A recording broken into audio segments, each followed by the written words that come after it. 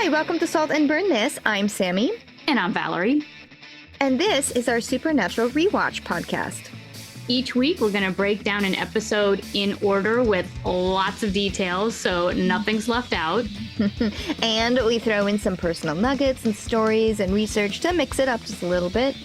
Because not only are we fans of the show, but like Sam and Dean, we've also had our fill of road trips. Yeah, but for theater, not for hunting ghosts and demons. And not in a super sexy muscle car. Anyway, shall we? We shall.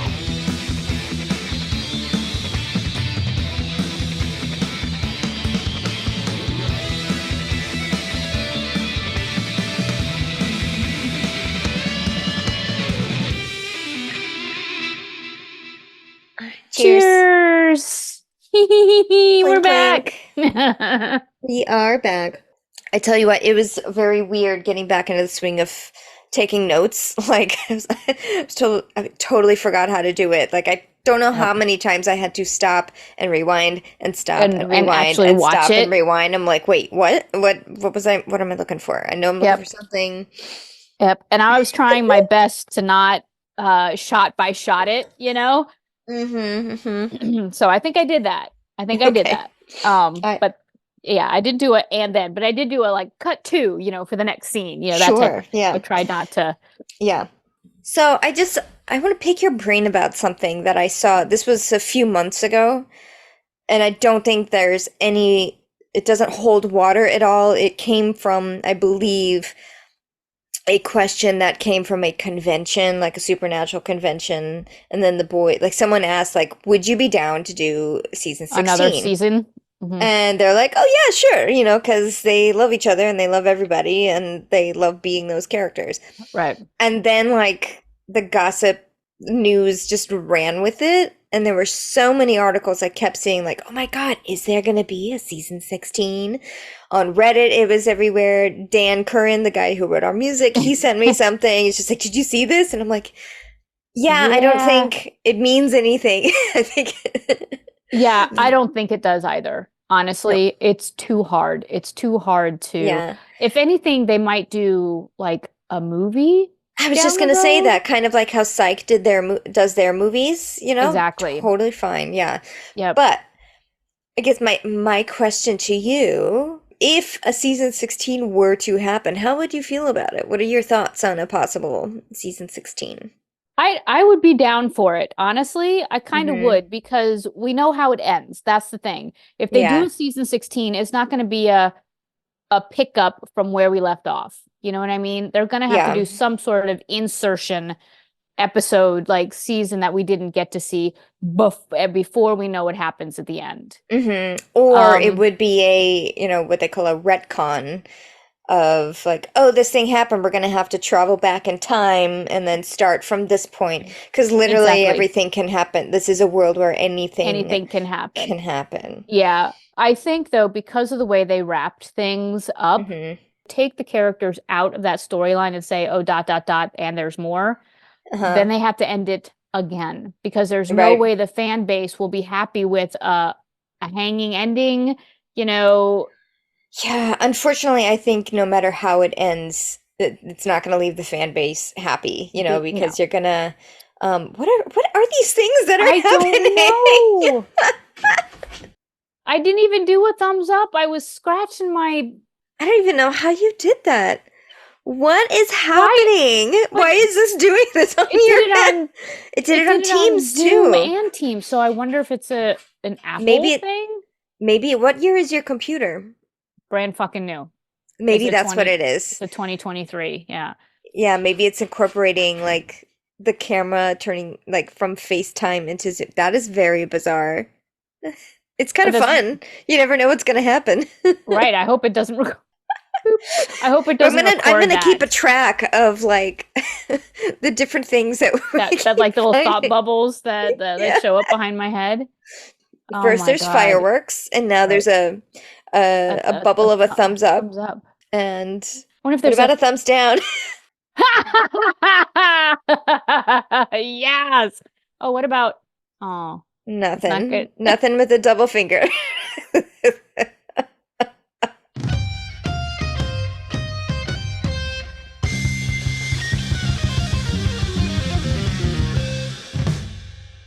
Season 5, Episode 1, Sympathy for the Devil. Sam, Dean, and Bobby must deal with the aftermath of the Devil's escape from hell and receive startling news from the prophet Chuck. Written by Eric Kripke and directed by Robert Singer. Hoo-hoo! Mm-hmm. Hoo-hoo! Please allow me to introduce myself. That is actually one of my favorite songs ever. Like, it's in my top 10 maybe. Just because, like, I always feel so, like, I don't know, I just want to dance. Yep. It's just so funny because it actually is them singing from the viewpoint of the devil, which is great, you know. And when the Rolling Stones wrote that song, not when they wrote it, but when it published, they caught so much flack for I bet they devil did. Worship when all that. That's when all that devil worship stuff came out about music. When literally all they were saying is, don't blame the devil for your evil deeds. Yeah. Because he's like, I'm right here. Yeah. But you're the one I'm witnessing everything that you're doing, all the evil deeds. And that's what that song is. And I'm like, I love it. Plus, you just like want to dance to it. Yes. And I think the awesome. First time I heard this song, I believe it's the Guns N' Roses version, though, is in the Interview with the Vampire movie, the one with Brad Pitt and Tom Cruise. It's at the end.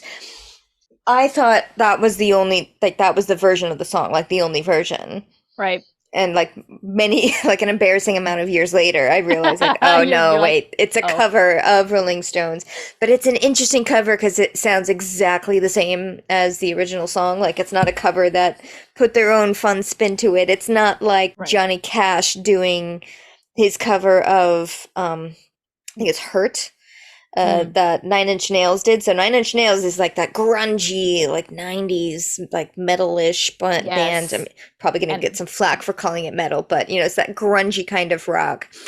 And then when Johnny Cash did his cover, you know, he turned it into that sad, like country kind of thing. It's actually a better version than 9 Inch Nails. But anyway, maybe you were there with Shayna and I when we were talking about covers and how if it's somebody that does a cover that just sounds exactly the same as the original song, it's like, why did you even do that? I think it's because we're talking about that Tracy Chapman song. Right? Yes. Mm-hmm. Yeah. Which was like, why cover that? Yeah. If they didn't change anything other than make it like twangy, like that's kind of what Guns N' Roses was. It was just in what's his butt's voice, you know. I'm surprised they did not start the episode with the song. I mean, I know that would have been like too much on the nose, but with the recap, I mean, and granted it was the recap, so maybe that's why they didn't do it. And the recap, they used AC/DC Thunderstruck. Yes. Which I have to say, I was like, this will not go loud enough. I was like clicking my remote to turn it up because I was like, thunder! Yeah. You know, it's like I just needed it super loud. You know, I wanted to feel that. I was like, yes, here we go. Yeah. I love with both the season openers and the season closers, they go special with the recaps. Obviously, because, you know, we've been gone for a few months, you know, in real time anyway. Very helpful. Yeah. It was very helpful to have these recaps. It was. I was like, oh, yeah. Yeah. So it basically does all of season 4's big points. And then a couple of other things from the earlier seasons scattered in. But it's really focused on season 4 because that is where this new story is taking us to. Yeah. So the recap was like Castiel and his vessel, you know. Angels, of course, Sam and Dean working together to kill monsters, which was great. Lucifer is coming and the apocalypse, you know. Chuck, the introduction of Chuck and Prophet of the God and his books. They hit they hit on the half brother, which you know, they hit all the women, which I loved. They hit Pam, Lilith, Ruby, and Anna. You know, they did little shout outs to them in it. Bobby, of course. Dean as chosen, I guess. You know, they mentioned that in one of the, you know, little captions. Dean, you're the chosen one. They brought out the blood sigil that Castiel used to like repel banish the angels. The angels from it basically transports them away from the current location. Angel blasting, I think is one way to do it, but it doesn't kill the angels, it just sends them away. The only thing I hated that they kept in this recap was the literal thunderstruck when Sam gets struck by lightning. Oh, in the wishing episode where he gets struck by lightning out of his shoes. Yes, I was like, this whole thing was so cool and so like deep and visceral, and then they had that stupid image of Sam getting struck by lightning and just out of his shoes. I was like, they literally had to do literal thunderstruck. Yes. But other than that, great recap back into like way to get you back. Awesome.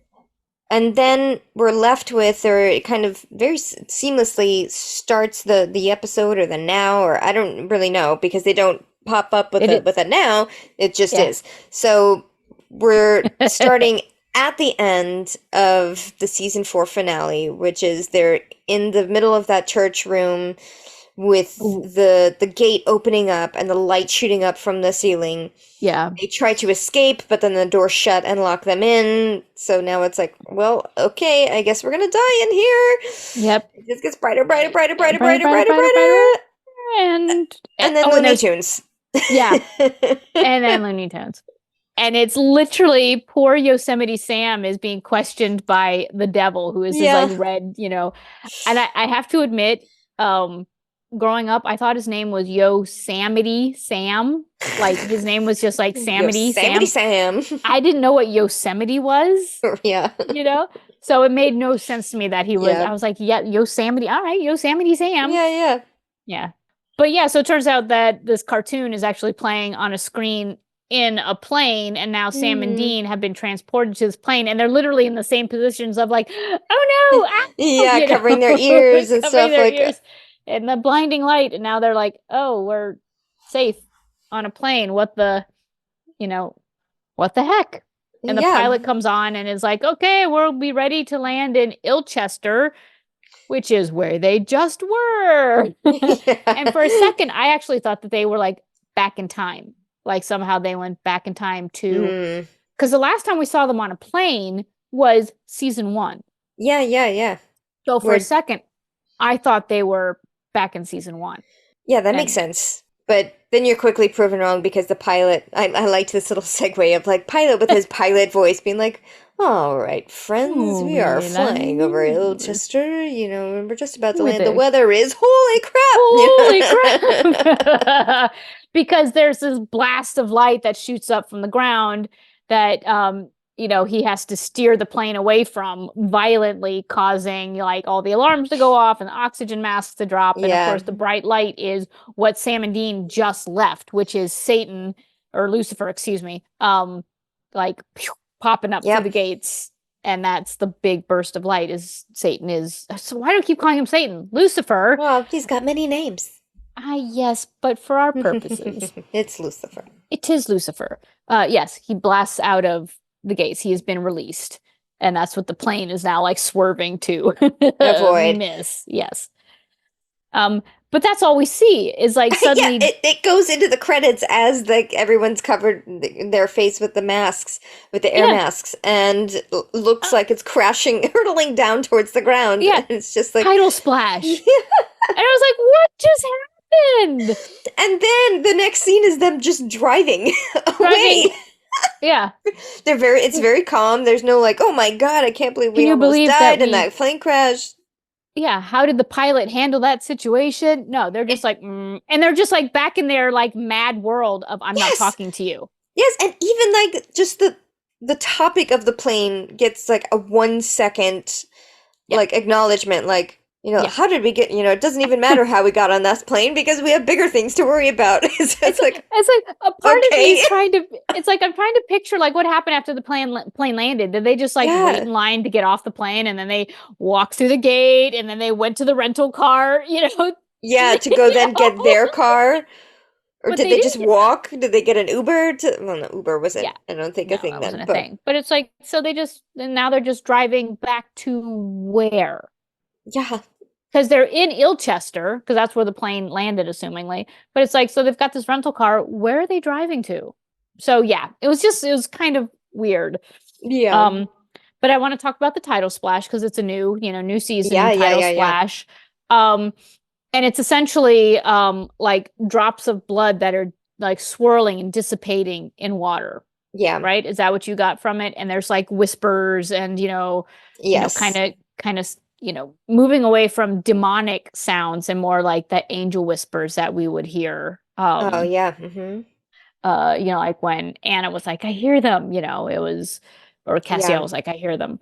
So that's what it felt like to me. But the blood in the water, I was like, oh, they should have used that for last season because it was all about Sam and his like need and addiction to blood and everything his was bloodlust. yeah. But I wonder if this is like now Supernatural is going to get more and more bloody. Yeah, I think so. And I think maybe if they had used that title for number 4, what was number 4? Wings? It was the angel It was wings, the right? wings. Yeah, it was the angels. So yeah, that definitely makes more sense. But if they had blood in there too, I don't want to say it would have given it away with Sam because that was kind of like a weird, shocking thing to see him first do it, but like, yeah. oh, not what I was thinking, that was happening. So while these kids are in the car, they're cycling, like they're shifting through the radio stations, and it's all of these crazy major events that are happening throughout the world, like, maybe this Terrible one was a events. terrorist, hurricanes, North Korea is, launching a nuclear weapon, swine flu, yes. It's very much kind of like the news that we're hearing recently. I shook my head at that. I was like, that was supposed to be like end of times stuff, scary news stuff. And I'm like, oh, we're actually living that. Yeah. We're actually there, Oh, but how do you know? Exactly. How do you know? Swine flu. Sam also tries to apologize. Dean puts a hard stop on that. He's like, no, it's fine. We just need to find Cass. So now we find out where they're going is back Chuck's to Chuck. house. Right. Where they last left him. Chuck's house is a disaster. Disaster. Although, I will point out, as everything is blown apart and stuff, the cabinet doors and the drawers in the kitchen all shut. I just thought that was kind of funny that anytime someone was standing with the kitchen and behind them, I was like, look at that. The kitchen table's thrown over, the chairs are tossed everywhere, but everything is closed, which I thought was very, very sweet. Very unsubtle zoom in of the camera panning to one of Chuck's books, the Route 666. Yeah. And then later, there's another unsubtle pan to the poster on the wall, which is the Route 66. Now, there was also Benders, but they definitely have been focusing on Route 666 in this episode. Yeah. I think they only made artwork for like 4 books, because those are the ones that we keep seeing. Right. Yeah, they're going to use them. They're going to use them. So, so Sam and Dean. Yeah, no pun intended. Yeah, so Sam and Dean are at Chuck's house and they're looking for Chuck and Cass and they're just seeing destruction and suddenly like Chuck pops out of nowhere and smashes Sam on the head with a toilet plunger because of course, what else would you use? It's like, oh, hey guys. But in all of this, Chuck reveals that he's like, I can't believe you're here because it's not what I envisioned. I saw Sam go like full dark side. Yeah. Your heart rate was up, your temperature was up, your eyes went black. And of course, Dean's like, what? Yeah. Your eyes went black? Yeah. And Sam, to his credit, was like, I didn't know. How would I know? News to him also. But like, oh. And so I believe him in that moment. He's like, yes, I do too. I don't remember that. But he also reveals that Cass is dead. And not just like, gone, disappeared. He's like, this guy blew up in front of my eyes. What do you call it? Like a bag of chunky soup or something. Like a water balloon of chunky soup, which was an incredible visual. Very well done. Further hit home by the fact that he had a molar stuck in his hair. I love that he reaches like to the wrong side first. He's like, is it over here? No, it's over here. This sucks. So Chuck is like the comic relief at this point that we kind of need. But then in all of that, Chuck was like, uh-oh, I hear something. Poof. Now Zachariah and his like angel goons show up. We don't hear any like, we don't hear the angel wings. Yeah, Yeah, that they're not using that anymore. The flap, flap, flap. No. The flap, flap, flap. There he No, is. it's just and literally mafia. Like he's in a sharp suit, and his angel goons are in sharp suits, so they're definitely not like there to help anybody. Angel goons, I like that. Yep, and he's being a dick as usual, mostly to Sam because that's who he let start Judgment Day. He's like, yeah, right, Sammy? He's like, we didn't do it, but we didn't stop you, so Yeah. And then here we get some exposition that Lucifer, being an angel, needs a vessel to roam the earth. Right. And he says to Dean, he's like, you want to kill the devil? We want you to kill the devil. So come with us and we will, guide your path in your quest to kill the devil. And of course Dean's like, no. No, what he says is, and like, I don't know if this was an insult maybe back in the day, but cram it with walnuts, ugly?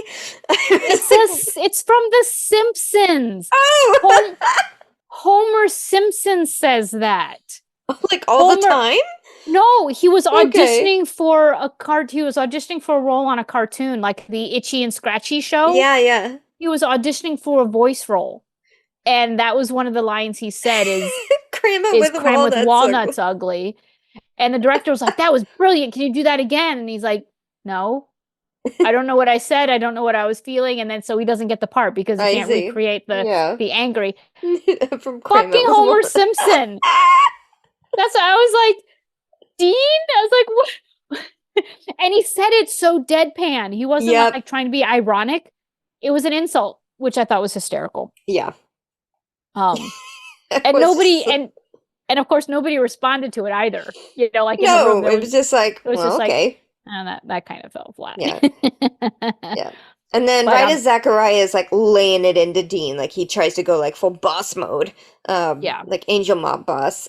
He sees Dean's bleeding hand. He's like, what's going on there? And then Dean slides close the kitchen door. Like the kitchen door. Yeah. Yeah. And there's the angel repellent sigil that Cass had drawn. And uses it on them. Yep. When he had time to do that, I don't know, but right.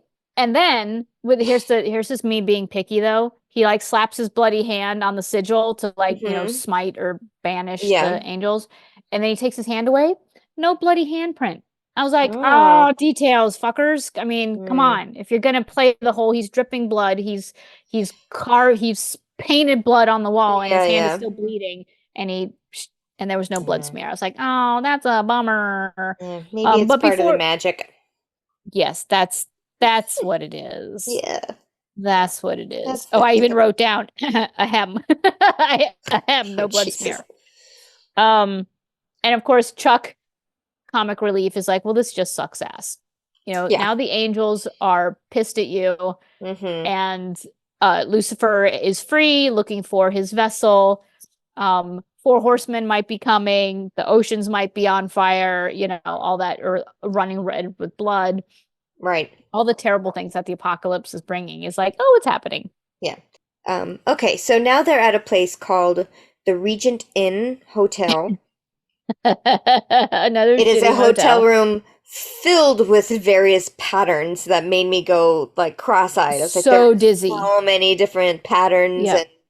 And, it wasn't just the wallpaper. It was like the wallpaper and the room divider and the headboard. Well, the headboards were solid, like gold color. But yes, absolutely, there was a lot happening in that room. But also fairly nondescript at the same time. It wasn't a fisherman's hotel. It wasn't a hunter's lodge. It was just this weird, crappy, dingy, yet over-patterned motel. And they're like gathering weapons. They're doing their regular, hunter things. What do we do if we're hunting something? We make sure that our weapons are loaded and that everything is ready to go. Sam walks in with hex bags. He's like, got the hex bags, and that way Lucifer and the angels won't be able to find us. And Dean, of course, is like, how'd you learn to do that? Yeah. And Sam reluctantly has to say, well, Ruby taught me this, and now they've brought the elephant up again. He's like, I did learn some things from Ruby. Oh, well, speaking of Ruby, do you feel like, sucking blood anytime soon? Do you still have those cravings? Yeah. And surprisingly enough, Sam says, no, I don't have those cravings. I'm not having the weakness. I'm just me. Yeah. No symptoms of addiction, essentially. Let's just treat this like any other hunting trip that we're on. Let's go hunt the devil, as you do. All right, now we cut to Pike Creek, Delaware, yes, where is a new character, Nick. Yes, introducing Nick. Yes, Mark Pellegrino. Yes. Funny enough, I was watching The Sopranos for the first time ever because HBO is doing a marathon because I think it's the 25th anniversary of the show. And I believe I didn't IMDb it, but this guy looked an awful lot like Mark Pellegrino. Huh, I didn't see it. I did a million years ago, but well, you know where Tony gets shot by his uncle and then goes into a coma for several days, and then he's like in this like weird delusional state, world. Well, he checks into a hotel in this delusion, and the concierge guy, I think, is Mark Pellegrino. Well, he was in Dexter for a while. Oh, okay. He was in Lost. Yes, he was in Lost. That is where I first saw him, was Lost. Yeah. And he still continues to, I mean, he's still I think is he in the show Lucifer? What's funny? I don't remember seeing him on Lucifer, but Lucifer was credited, like the poster was there, but I don't remember him being in Lucifer. I really don't. I feel like I've even seen some tweets of his that mentioned him being on this show, but I've never seen the show, so I don't know anything about it. But here's a little piece of Mark Pellegrino trivia. Did you know that he actually auditioned for the role of Castiel? Did he really? He was the front runner to play Castiel before Misha auditioned for it. Oh, man. Right? I was like, what? Wow. Obviously, we can't picture it any other way than no, and there's a reason why Misha ended up getting the job, then it was just like, click. Yes, this is who it is. And then Mark Pellegrino did such a good job with this. Such a good job. At least this season of it. Yeah. Which is why I actually had a really hard time, because what this episode is now Nick's story. We had Castiel's story of his, finding his vessel and, the trials and tribulations. And now this is, Nick's story of Lucifer searching for his vessel. I was just saying, these are the first steps of it. It's like this weird kind of approach that Lucifer is doing, where it's look like a ghost, Definitely it's different than what Castiel did. Yeah. Yes. So he's walking in the house and it's like this unusually windy, stormy, like I feel like it's just his house that's experiencing this weather. Weather, yes. It's like a little black rain cloud just above his house. Following him. But I feel like he's acting like he kind of deserves it. When he walks into the house is dark. He goes to bed alone. And he just accepts all the weirdness that is happening. And while he's sleeping, he wakes up covered in blood. Yeah, scene straight out of The Godfather, which I had literally just saw that scene right before I went and watched this episode. Oh my God. It's like almost frame for frame, to be honest. Really? I didn't do like a comparison, but just from like I lit like blood on the hands, and then like feels something on his sheets, pulls the sheets down frantically, and then he's covered in drenched. blood. Yep. Yeah. So minus the horse head, this is like the same scene. The same scene, because he jumps out of bed and now he's not covered in blood. Yeah, he turns on the light and everything's clean. So it's like, okay. He's like, all right, but he accepts that and gets back into bed and turns out the light again. Yeah. And I was like, I'm thinking, not going to turn out the light. That's just me. I've had my share of nightmares. I am right. I'm not going to turn out the light. And then it does happen again. Like he kind of rolls over and sees this woman laying next to him in bed, covered in cuts on her face. Yeah. Says, "You're chosen. You're chosen. You're the chosen one. You're special." I'm like, okay, again, lights on. Now, I loved this episode for the journey that Nick is going through. You know, it's heartbreaking. Yes. But what's hard for me is knowing the Lucifer character is really hard for me to have any sympathy now for Nick. Oh, I see. In this. I mean, if I were to be watching this for the first time in order, absolutely. But knowing that just the actor, just the character of Lucifer in Nick, I'm like, nope, I have no sympathy. Yep. And I should. I absolutely should. You should, because he did an excellent job with like portraying his pain that we see a little bit later. I was very impressed. All right, so we cut from that to, like you said earlier, a room surrounded by posters, the most prominent one being Route 666. Route 666. Introducing Becky, fan fiction writer of like the worst kind. Oh my God. The Wincest. The Wincest? I hate it. I hate it. And it's so uncomfortable. She's literally typing a love scene between Sam and Dean. Yes. And it's terrible. It is not only is it terrible, but it's terribly written at the same time. So it's like a bodice ripper, but yes, if this is wrong, I don't want to be right. It's like, So she's typing away on her computer, right? And she's fully involved in writing this, fan fiction, which is, bully for her. Where she gets a notification, like an incoming FaceTime type of call on her computer. Yeah, whatever it was back in 2011. I don't know. And it's Chuck. It's Chuck reaching out, and she, of course, flips out because she's such a big fan of Harper Edlund.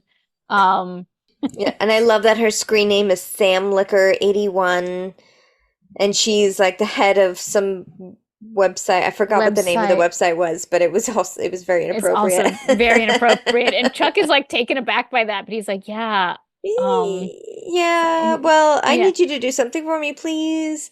Yeah. I need you to get a message to Sam and Dean, and at first she's like, okay, don't mock me, that's not nice.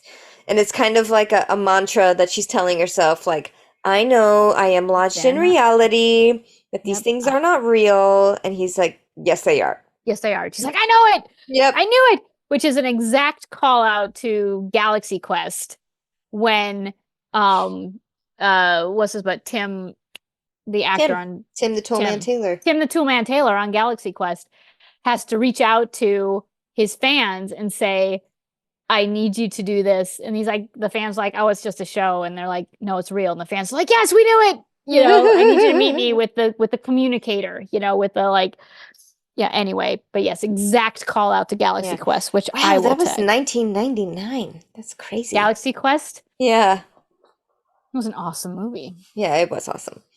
So he tells her like, hey, you have to give a message to the boys because I'm being watched. I cannot leave.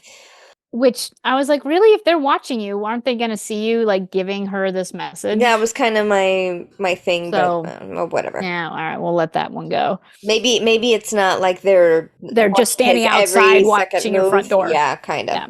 Like mobsters. Yes. So, Becky appears at their hotel. She is at a loss of words for her dear firm Sam. Sam. I love that he opens the door and the first thing she does is like reaches out and like caresses his back. Yes. She's like, oh my God, you're real and you're so firm. And he just stands there and takes it like, but I also love that she says, oh, Sam, you're exactly what you're Sam. And then she looks at Dean and Dean gives her like a little like smolder, not intentionally, but just like an angry Dean smolder. And she's like, you're not exactly what I expected. Like she's disappointed in the Dean character, which cracked me up. Yes. Cracked me up. So she's here to deliver a message from Chuck, which, then automatically they're like, oh my God, okay, well, you're part of our world. Cool. Our circle, yeah. The message is, the Michael sword is on Earth, the angels lost it, in a castle on a hill made of 42 dogs. So nothing that makes sense. None of that. No. What the hell does that mean? I don't know. And you know what? I love that they've made Becky kind of the voice of the extreme fan. you know, where she comes in, she's like, "Oh man, that demon storyline was really getting old." Right. You know, the Yes. fan fiction, which was a real thing, you know, that fans were doing, or some fans were doing. Yep.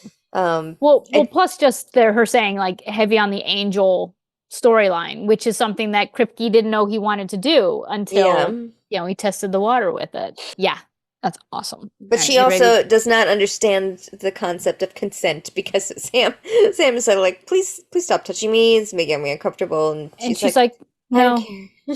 yeah. Can you stop touching me? No. No. No. And I was like, Right. awkward. Yep. All right, so Becky is there feeling up Sam, and outside we see the Impala pull up. I mean, getting out of the Impala is Bobby. So they obviously had left the Impala in South Dakota, Mm. and he is returning it to them because we're assuming that they called him to be like, okay, new twist. Oh Lucifer yeah, is because Dean was zapped away by the angels to the angel green room and then zapped to Chuck's by Cass. Yeah, so he didn't drive anywhere. Yeah, you're right. right. Because it Right. was straight from Bobby's. Okay. So Okay. Bobby, anyway, is Yeah. here. Bobby's there and he's like, yeah, I heard about, Lucifer and this and Becky. And there's this joke like, oh, well, you heard about Becky. He's like, yeah, I heard about your new, what is it? Super Well, fan. I don't super fan. And I'm like, did Dean tell him? Because Sam was like, how'd you hear? Oh, you heard about my super fan. He's like, yeah. It's like, so everybody knows about Becky, or like who told Well, Bobby? Dean must have called Bobby and been like, "Oh, we heard about," because he shows up with like books on the Sword of Michael and like to do Yes. research about this. So Dean must have been like, "Hey, we just got this message from this crazy chick who, by the way, was like totally climbing Sam's tree, you know?" Okay. So the information that Bobby brings, because Bobby is the information bringer, Hmm. um, is that the Michael sword is what helped Michael the Archangel defeat Lucifer and send him to hell. Yeah, the first time. This Hmm. this fight, this mighty sword, and of course, all the biblical paintings of Michael and any archangel are in like flowing robes and all Yes. very like angelic and cherubic. And Dean's like, Hmm. really? These Yeah. putzes? This is what this guy like defeated Lucifer. Yeah. Okay, sorry, go ahead. Excuse me. I was gonna say, as they start to research, Sam wants to do the right thing, and he comes clean to Bobby that it was his fault because, killing Lilith was the final seal. We weren't trying, ended up not stopping her. That just was the final seal. Yeah. And he ignored their warnings about Ruby. And it turns out, he was the one actually who started the Yeah, apocalypse, and it's he's very, it's very all sorry. it's all my fault. And Bobby responds by disowning him once they finish this hunt. Right? He's like, you're Oh, damn right, it's your WTF. fault. How dare you lose my number when this is done? I mean, he was so not Bobby, especially given like how hard like he always defends Sam to Dean, you know? Yes. He's like, oh, Dean, give him a chance. Dean, give him a chance. He's your brother, give him a chance. And he was just like, you started this, the end of the world, it's all your fault after how hard we worked to, help you. Yeah, cut you out of my life. And Dean Ouch. doesn't say anything either. Yeah, he doesn't defend either one of them. He doesn't go like, Mm-mm. yeah, you're right, Bobby, but he also doesn't step in and be like, whoa, man, Yeah, too we're far. too far, we're all family here. He just kind of looks on, which I hated. Mm-hmm. Um, I would like to think I read into it. I'm like, maybe he seems suspicious. Like maybe Dean thinks there's something suspicious. Yeah, no, that was just me wishing that Dean was smarter in these Right, moments. right. And then Um, later, like once Sam leaves, he's like, oh, okay, well, I'll go to the library or something. why would you stay in that room? Like, why would you Exactly. stay there when Exactly. they're just like, go fuck yourself? And Yeah, so like, Sam mm-hmm. just goes and fucks himself. He just Yeah, goes to the library. He's like, yeah. And then later, Bobby tells Dean, like, basically, maybe we should have killed him instead of trying to save him, like his dad wanted to. oh my God. Yeah, And maybe. still Dean is like not really saying anything. You know, he just kind of says, Bobby, come on. But come on, let's there just is no defense. There's no like, come on. Yeah. Like, I'm Yeah. not going to kill my brother. The fact that Bobby was like, maybe John was right, it's like, what? Yeah.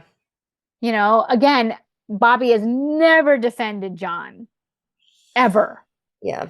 Still doesn't. The only thing that John does trigger in Dean is a memory of something that is in his pack, which he goes to search, and it's a card of a storage unit that's in upstate New York, which is like castle storage at 42 Rover Hill. Right. Which is the same storage unit where they went and found they looked for the rabbit's foot. Like they didn't know it was the rabbit's foot that they were looking for, but it's the same storage unit. They're like, oh, duh. They're like, oh, well, that's where the Michael sword is. Maybe John had the Michael sword this whole time. Mm-hmm. So Dean is like, ta-da, I think we found it. And Bobby's like, great, let's go get it. And then cold cocks Dean. Yeah, punches Dean across the room twice. Through the room, like through the room divider, and then slams him through a wall. And I was like, well, you know, walls weren't that thick anyway. But so Bobby, clearly not Bobby. Yes, Bobby, especially now that we see like some black eyes. But once he punches Dean across the room, we know it's like, oh, okay. Yeah, yeah. And then in walks, in this like fight, two more demons. Two more demons waltz into the hotel room. A sass talking, mouthy, velvety voice, brunette. That first Dean mistakes as Ruby, and then she's like, "Nah, think back further, Dean." And he's like, "Oh, Meg." So we're reintroducing Meg here. Yep, but it's not different Nikki actress. Alcock. No, nope, it's Rachel Milner. Who then Minor, sorry, continues on as Meg. And I read that the writers actually wanted Nikki to continue the character. Yes, yeah, I have this down too. Mm-hmm. Yeah, but they were like, for the character, they actually needed Meg to be somebody different. It wasn't that they didn't want Nikki. No, they tried really hard to rationalize why it would be Nikki Acox again, but they had already worked so hard to show her corpse. You know, like she's dead. She's been in the ground. They burned her soul away in that one episode where it came back. So at this point now, had this been a few seasons later where a lot of the rules kind of had gone out the window, you know what I mean? When it just comes to bringing people back. And at this point, they're like trying to be pretty strict with stuff. They're like, sadly, there's just no way. Yeah. And Kripke had said, like, once, they just had auditions after auditions after auditions. And then once Rachel came in, it was like, again, kind of like we said earlier, that's it. She's just got the sexiness, kind of grittiness about her. And I love her as Meg. I do too. Every part of her. Like, I really, because you hate her, but you love her. And yeah. Yes. And it's like the road she travels, I'm willing to travel with her. Yeah. And I just want to give a shout out to Rachel Miner because she has MS, and she's in a state where it's pretty, I think, debilitating. She's in a wheelchair. She doesn't really do conventions anymore just because her condition can't really allow her to. But she's always if you follow her on Instagram, she's always such a positive voice. She always has really something beautiful to say. Yeah. And just turning things around. Didn't she date Macaulay Culkin like a million years ago? They were married, I think. They were married for a brief amount of time, but good for her for getting out of that. Well, he seems okay now.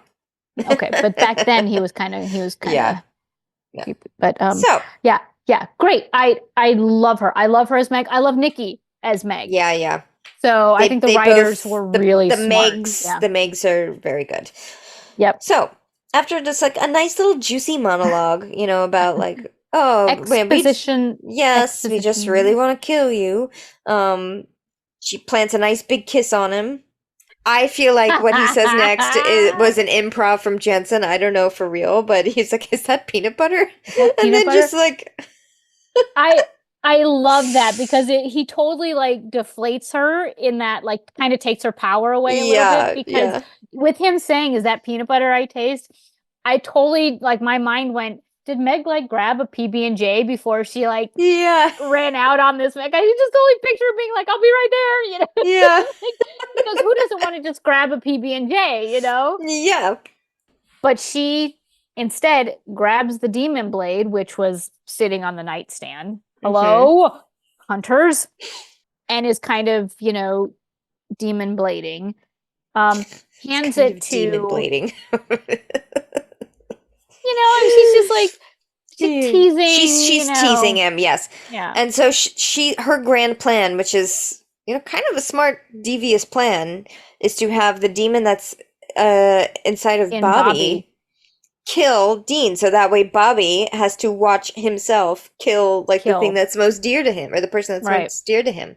Right. So, you know, Demon takes the blade and goes to, and Dean's fighting it off, and he's telling Bobby, it's like, you could do it, you could fight off. Fight it. And he does. Bobby wakes up. Yep. And instead plunges the demon blade into himself. Yes. Killing the demon, but yet severely injuring himself. Yes. Injuring him, but not killing him. Yeah. Which is like, I think that's only happened one other time.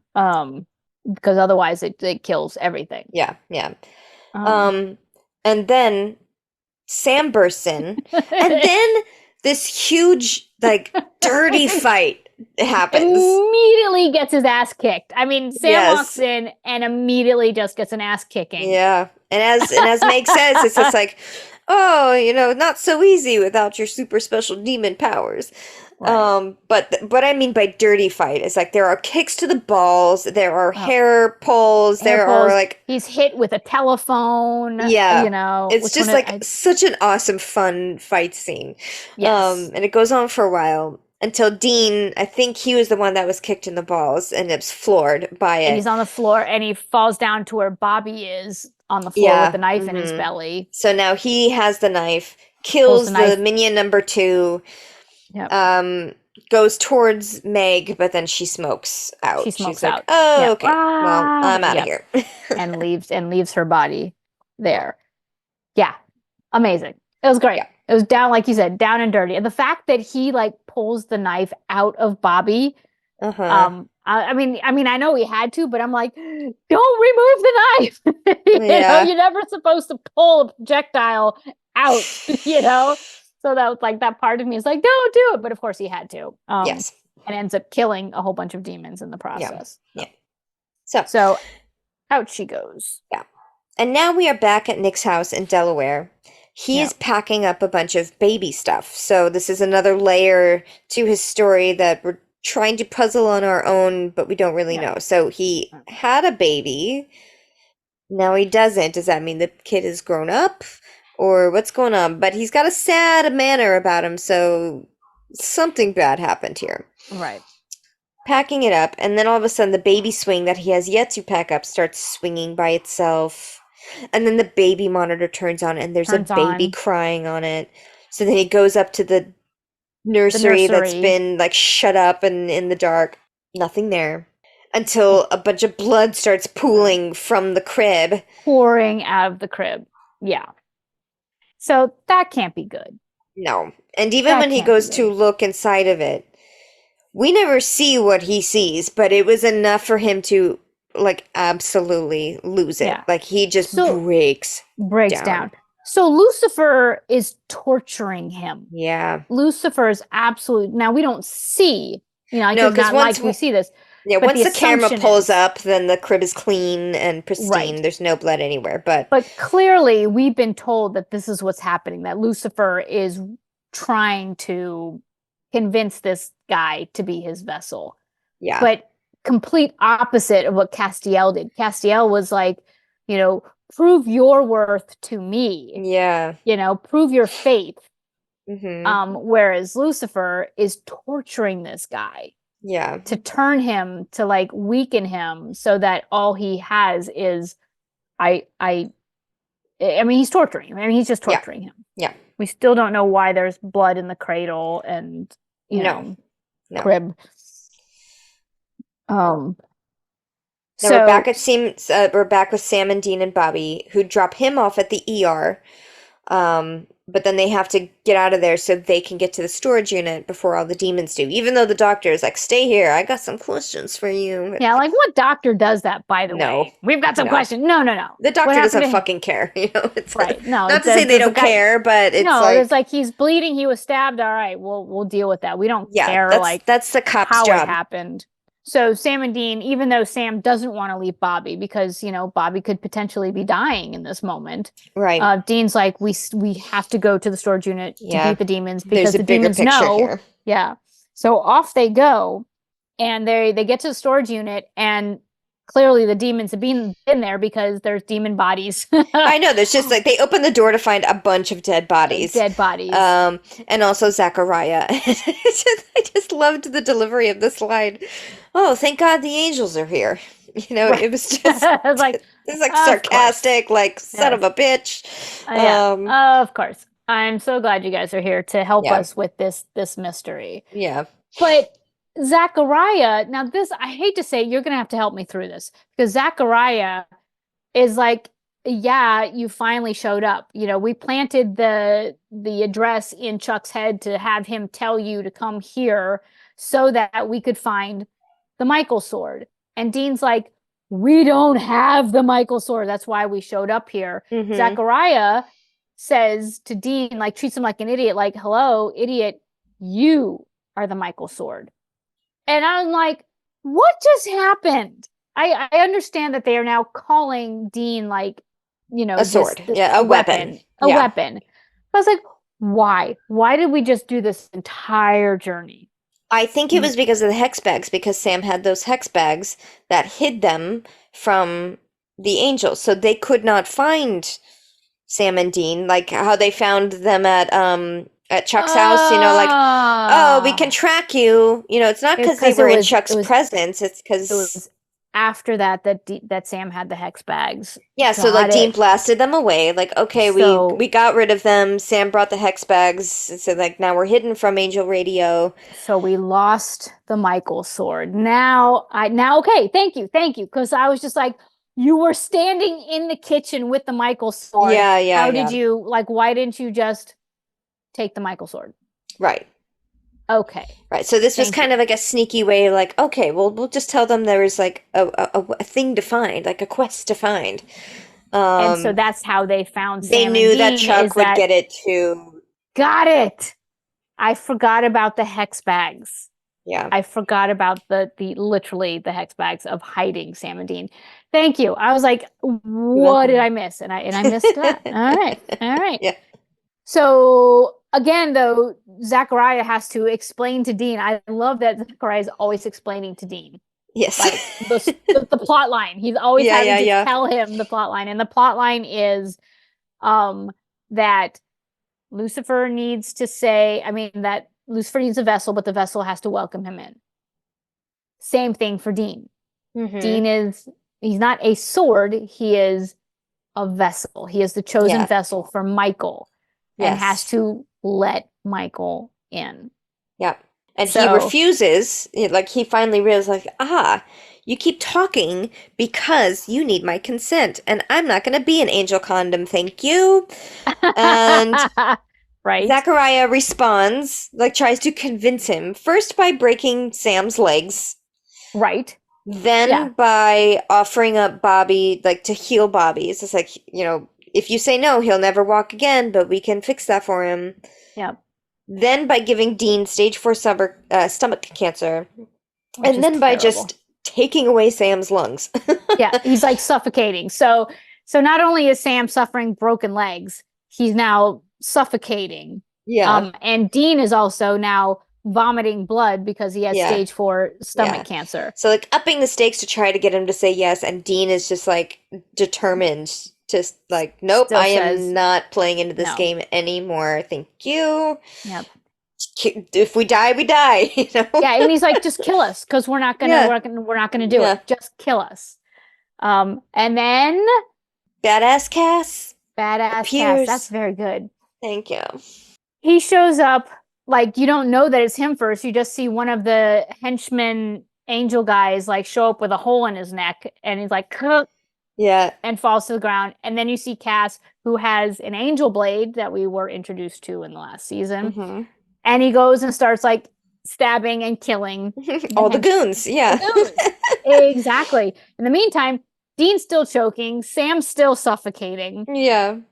But badass Cass is kicking ass and taking names. Yes. And this is called, for the record, Deus Ex Machina, Yes. which is the exact same thing that happened when Sam and Dean were suddenly transported to the airplane. Yes. Deus Ex Machina, God out of the machine, as in Mhm. suddenly God appears and changes the script, Yes. essentially.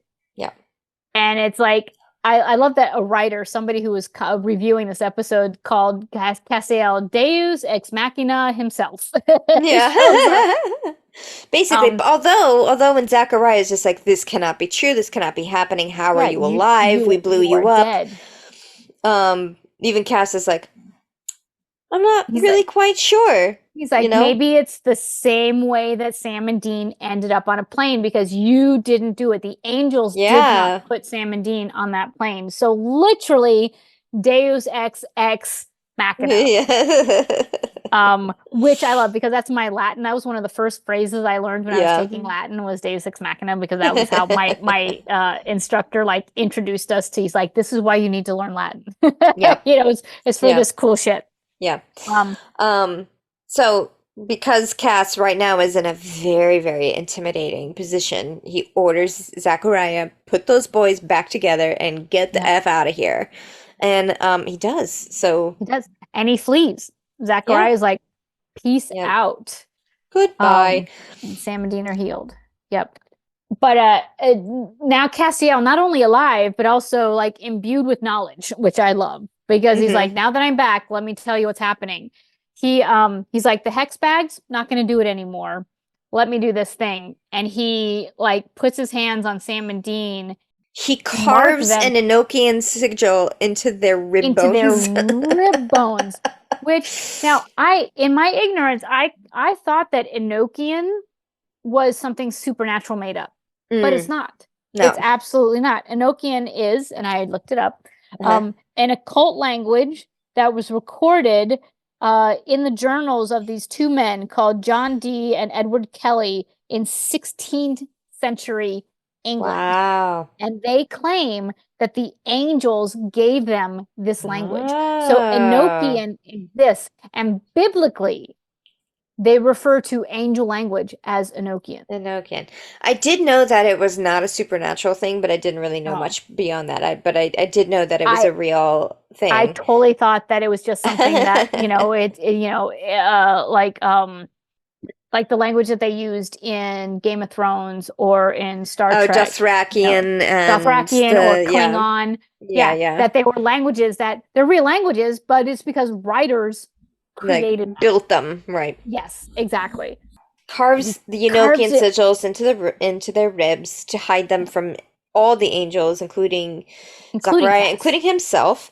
Yep. And he leaves without answering their question of how are you back to life? Silence, and then he gone. Yep. And I was like, what a badass entrance, Yeah. Absolutely. Not as badass as the first, but still pretty good.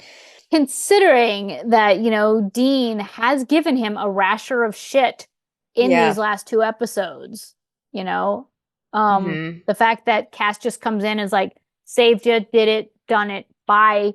He's not playing around. He's not Dean's bitch he's got in this. Things to do.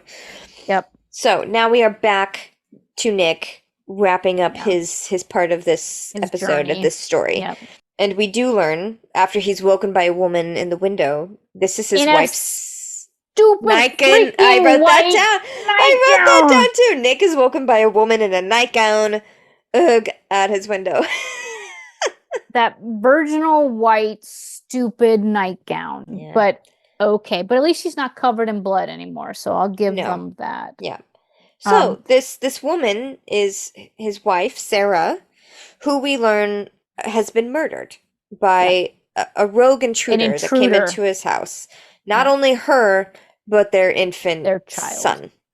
Yeah. So Now, okay, Nick has suffered an immense loss, like tragic loss here. So he's going Yep. through a lot of grief and a lot of pain. He's in a very vulnerable state.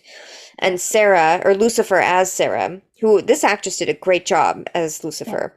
And she admits that she's Yeah. Lucifer. She's like, Yeah. I am not your wife. Straight up. It's just like, I am Lucifer. And My here's name a is vision. Lucifer. You are special. You are not like everybody else. Not anybody can just do this. I need a vessel, but I do need your consent. Yep. And this won't be good for you. This won't be pleasant for you. Yeah, She's like, yeah, I do this like is that. probably gonna suck. Yeah, Lucifer is very honest here.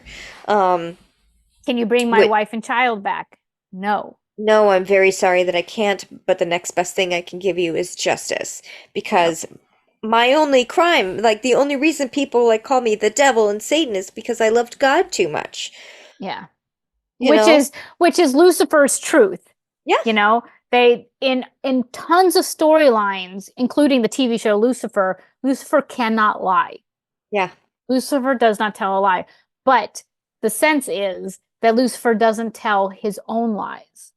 Yeah. So in his mind, his truth is, I was punished because I love God too much, not because I led a rebellion to kill humans because God loved humans more than us. Right. You know me as Lucifer, as the devil, as Satan, but again, don't judge me for the evil that men do. Right, right. So I just want to hold God accountable for his actions. You do too. I know that you do. Because why would God just stand idly by and watch this happen? This man murder your family. Your baby, you know? Yep. Nick says, okay. Nick says yes. And there's a hot second though where you think the actor is not going to do it. There is a moment there, and I think that's really crucial to supernatural writing and to Mark Pellegrino. That it's not just like, yes, I'll do it. He is torn, but he has been so tortured and so beaten down by Lucifer, by these memories, by the images. Yeah. And the fact that somebody says, I can get you the revenge that you want. Yeah. He says, and I have to say, I was like, it really hit my heartstrings when Nick is like, can you bring my family back? You know, it was just like this, just pleading, like that's literally the only thing that I want in the world. All he wants is my family back. And he says yes. And there is a blinding light, camera pulls back to his house, and all you see is like white light shooting through the house. And engulfing it completely, and So now we have that to deal with. Lucifer has his vessel. Yes. Yep. So in our final scenes, we go back to the hospital.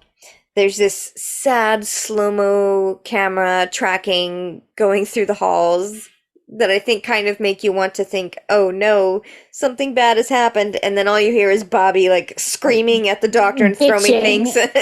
Like, yes. What do you mean, you snot-nosed son of a bitch? Yeah. Bobby being a dick because, he can't walk. He's basically he's alive, but he is wheelchair bound. Yeah. So none of the doctors have answers for him. Yeah. And now they're planning. Now Sam and Dean are there, and they're like, okay, we need to plan on how to kill the devil. It's like, we'll put aside Bobby's, state, but we still have to learn how to kill the devil. But we don't really know how to do that. So any suggestions, and Dean does the whole, it doesn't matter that we don't have a plan. I'm going to do it. We can go team. We can do this. We can figure this out. Yeah, we can do this ourselves, without the angels, without the demons. This is just, Winchester's against the world. Ha ha ha. Ha ha ha. Which is bullshit. And when they leave the room, it turns out Dean's like, yeah, that's just bullshit. Yeah. I don't have a plan. I'm just me.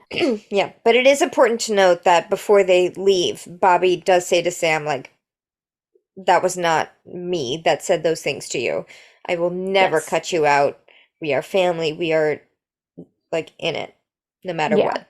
So he does say that I was awake while the demon was saying those things. I heard everything he said, but that was not me. Yeah. And again, it's like Bobby can be a real dick, but when it comes to the boys, You know, he actually is the emotional. He gets emotional for them, and he allows them to feel emotion, which I love about Bobby. Yeah. I ain't ever cutting you out, boy. Not ever. Good for Bobby. Yeah, which is important to hear both for the audience and for Sam to hear like, okay. Right. Well, good. But so outside, Sam finally gets to say to Dean, like finally gets Dean to like they finally have the talk. And Dean admits, he's like, I just don't trust you. Yeah. You know, you want the truth here? The truth is I don't think we can go back to how we used to be because I just don't trust you. You chose a demon over me, over your brother. No matter what we said, what we were trying to do, you literally, you know, how do I trust that? How do I trust you again if that's not going to be? And he said, I can't forgive that. I can't forgive and forget. It's just not in me to do. Right. And then we're left with the shot of Dean getting in the car and Sam just standing in the parking lot. Standing there. Yeah. Which kind of how do you respond to that? Because Dean is right. I mean, the truth is Sam did those things. Yes. Is Dean right for walking away? No. But it's like, how do you then? I mean, I loved this final scene. It was like heartbreak in a picture. Yeah. Because Dean doesn't want to walk away, but he has nothing else to say. Right. So he goes and gets in the car. Sam can't change Dean's mind in the space of time that it takes Dean to get to the car. Yeah. You know? So he's just like, and I'm sure he's also just like, I don't know if I want to get in the car with that, you know, just looming over my head. Yeah. He's like, he thought he was asking for forgiveness and he didn't get it. Yeah. He was accepting his responsibility, like he was taking responsibility for what happened, but Dean didn't forgive him. So how do you move on past that? Right. How do you then just be like, okay, he doesn't forgive me, I'll just get in the car and drive away with him? Yeah. So that's his own betrayal. Like Sam now has his own betrayal. He betrayed Dean because he was under the influence of the demon blood.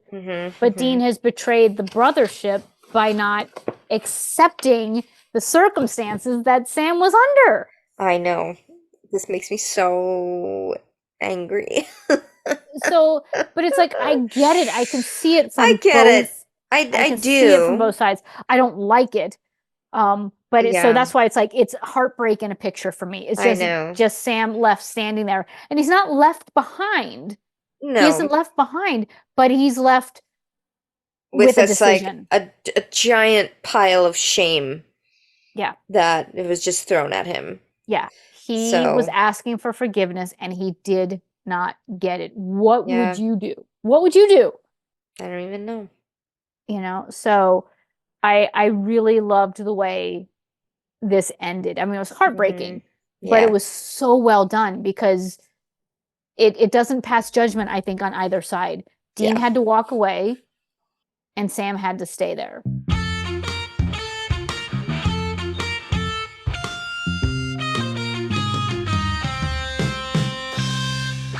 So that's the end. That's the end. There's no drive away. There's no walk and talk.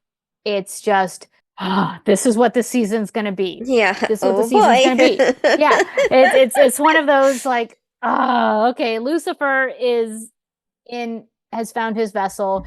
Yeah. And Sam and Dean are not united. No. And there was a bit where Zachariah said something of when Lucifer does find his vessel, it's going to be like the full enchilada of the 4 horsemen and et cetera, but he also just in that like one little sentence lays out what this season is going to be. Yep. So all sorts of foreshadowing and exposition in this one episode where it's like, now I'm really not looking forward to this season. But it's like, I'm only looking forward because I need the resolution. How do they fix it? Not just the apocalypse, but how do they fix themselves? Yes. There has to be a fixing because, as I said in the very beginning of this path that we're on with the podcast, anytime the brothers are in conflict, I am truly conflicted. Yeah. You know, I mean, I buy into the drama 100%, and I hate it. I hate it when the brothers aren't brothers, when they're working against each other, or they're not necessarily working against each other, but not working with each other. I hate it. I will watch episode after episode after episode to get to the resolution to where they're finally brothers again and working together to solve crimes. You know, I am that person. I need that. Yeah. I don't like it when they're not together, but that's the It's the series. The entire series is the brothers on and off and on and off and on and off and on. Yeah. Yeah. So here we go. Season 5. Yep. They are starting off on a terrible foot. But at least they have not writing wise, but the brothers wise, yes. Yes, the writing fantastic. Cinematography fantastic, with the exception of the stupid lightning bolt thing in the beginning, but that was season 4, so I can't blame them. That was an editor having fun with the music. So we didn't talk a lot about cinematography in this episode, but I think it was just because it was so story heavy. It was just so it wasn't about cinematography, and it wasn't about graphics. It was about the storytelling and the acting within it. And so far, I mean, and again, Kurt Fuller as Zachariah. I mean, I love that in every episode he is described as a dick. It's like, even if he's not on screen, somewhere in the episode somebody describes him and the angels as dicks or douchebags. Which I absolutely love, because there are moments when you can see just a little like he's hurt by it. He's like, ow. Just a little bit. And I can't wait to like refresh myself with Mark Pellegrino as Lucifer. Nobody likes Lucifer. He's just the nemesis. I mean, he's such a nemesis, he's the nemesis. Capital T, capital N. He is Lucifer. At least until the next season, right? When suddenly we find things that are more powerful than the devil. But anyway, there's many things when we get turned on our heads every time you relax a little bit, and you're like, oh, thank God, things are under control. We beat the most strong thing that's ever existed. Oh wait, there's another thing. Yes, exactly. Rachel Miner, yay! Oh, right. There are more characters that show up in this season, which yay! Yes. I did a sneak peek into the next episode, which I shouldn't have, but I'm super excited about everything that happens in this next episode. I know. I didn't watch it, but I saw some photos of it, so it's like, I remember this one. Oh yes, yeah, oh yes. No, I'm sorry that I said yes like that. I know. We need to move away from that. That's you're dating. Yes, we're yourself. done. We are done with that. Okay, so that wraps it up for episode 1. And next episode is Good God, Y'all. Good God, Y'all. Great Balls of Fire. Great Balls. I know that's not part of the song, but that's okay. No. Okay, that's so. Good God. Isn't that George? Goodness gracious, Great Balls of Fire. Oh, I thought, for some reason, I thought it was James Brown. It's not. Okay. Now I got to look it up. Because you know me and titles. You're welcome. All right. So thanks to you for joining us as we came back for season 5. Finally, we missed you. We missed this. Oh, I missed this. Yeah. Yes, we did. So we will see you next week for Good God, Y'all. Good God, Y'all. All right. Bye. Bye.